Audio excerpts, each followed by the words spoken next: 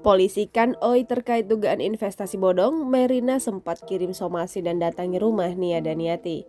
Belum genap 2 minggu ditahan sebagai tersangka kasus penipuan berkedok rekrutmen calon pegawai negeri sipil, Olivia Natania harus menghadapi masalah baru. Putri Nia Daniati itu kembali dilaporkan ke polisi.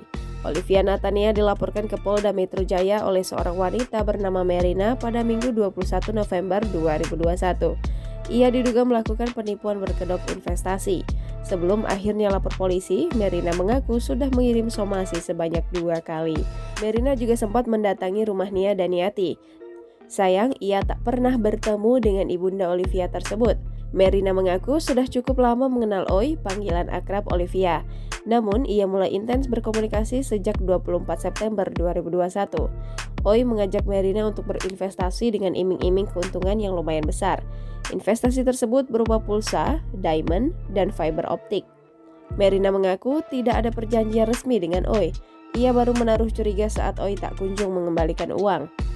Herdian Saksono, kuasa hukum Merina menyebut kliennya tak sendiri. Ada sekitar 40 orang yang juga menjadi korban.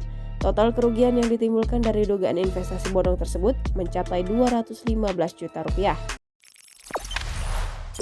Jangan lupa subscribe, share, komen, dan like ya.